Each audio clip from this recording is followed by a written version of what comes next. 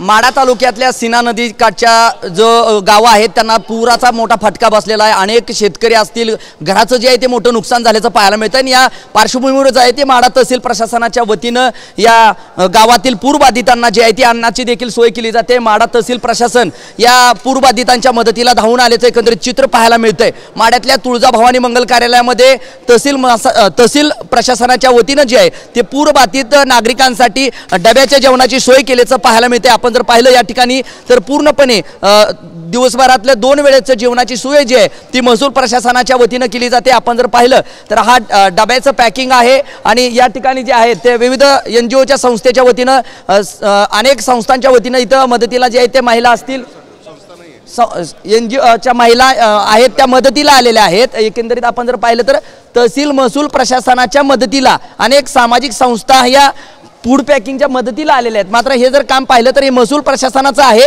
आणि एकंदरीत आपण पाहताय वरण भात असेल, चपाती असेल, पुरी असेल, वेगवेगळे मेनू जे आहेत ते प्रशासनाच्या वतीनं या पूरबाधित नागरिकांना दिले जात आहेत आणि 2 वेळेचं जेवण जे आहे ते या ठिकाणी गरमागरम जेवण देण्याची सुविधा जी आहे ते महसूल प्रशासनाच्या वतीनं माढ्यामध्ये होत असल्याचं पाहायला मिळते। आपल्या समेत या संदर्भात बोलण्यासाठी माढ्याचे तहसीलदार आहेत। रावसाहेब, काय सांगाल, कशा पद्धतीची जेवणाची पूरबाधितांना सोय केली जाते आणि कसं नियोजन आखताय?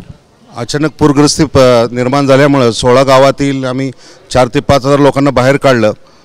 वेगवेगळ्या प्रयत्न NDRM टीम, आर्मी आणि बोटीद्वारे ती आणि ज्या गावात पाणी गेलेलं, ज्या घरात पाणी गेले ती लोक शेल्टरमध्ये आम्ही 16 शेल्टरमध्ये ठेवलेले आहेत। 16 निवारा केंद्र तयार केलेली आहेत माढा तालुक्यामध्ये। माढा तालुक्यातली 16 निवारण केंद्रानंतर लगेच दुसऱ्या दिवशी जेवणाचा त्यांच्या राहण्याचा प्रश्न मिटलेला होता, परंतु खाण्यापिण्याचा प्रश्न राहिलेला होता। परंतु आमच्या जिल्ह्याचे माननीय जिल्हाधिकारी साहेब यांनी तात्काळ दुसऱ्या दिवशी जेवणाची व्यवस्था करून तात्काळ व्हेंडर इथं आमच्या इकडे पाठवले माढा तालुक्यात आणि तात्काळ पूरग्रस्तात जे लोक अडकली होती त्या बाहेर काढलेल्या लोकांना शेल्टरमध्ये होती त्यांना त्याच दिवसापासून आम्ही रोज 3 ते 4 हजाराचे जेवणाचे पॅकेट या ठिकाणी करतो।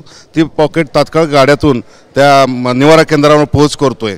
आजपर्यंत मी 21,400 लोकांना पॉकेट पोच केलेले आहेत आणि जेवणाची क्वालिटीसुद्धा तुम्ही बघताय, जेवणाची क्वालिटीसुद्धा चांगली आहे। जेवणाची क्वालिटी कोणी अशी नावही सुद्धा ठेवलेलं नाही।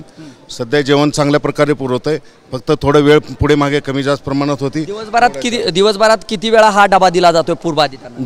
2 वेळा 2 टाइम जाते। सकाळी एकदा 12-12:30च्या वेळेला जातोय आणि संध्याकाळी 5-6च्या वेळेला जातोय। फक्त वेळ थोडा लागतोय पोहोचायला, तरी सुद्धा आम्ही पाणी आणि रस्त्यामुळे वेळ लागतोय, दुसरे काय नाही। पाहिलं असेल तर दुसरीकडे अन्नधान्याचं देखील प्रशासनामार्फत पोच करण्याचं ती कुठपर्यंत प्रोसेस आली आणि किती जणांना आतापर्यंत 10 किलो तांदूळ आणि 10 किलो गहू वाटलाय?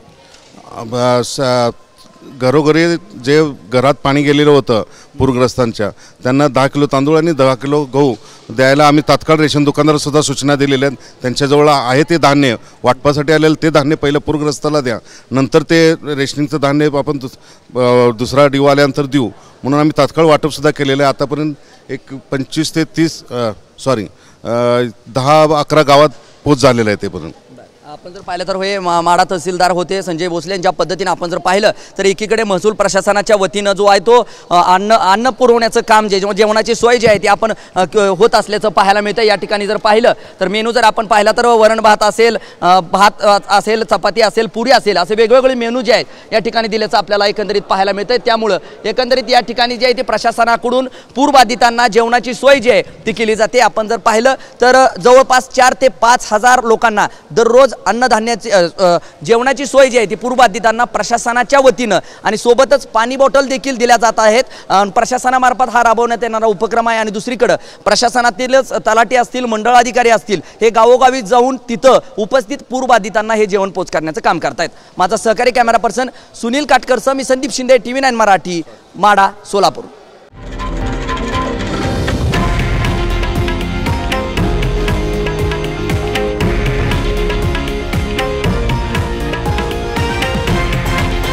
हे आहे देशातील नंबर 1 न्यूज नेटवर्क आणि आपण पाहत आहात TV9 मराठी, एकमेव।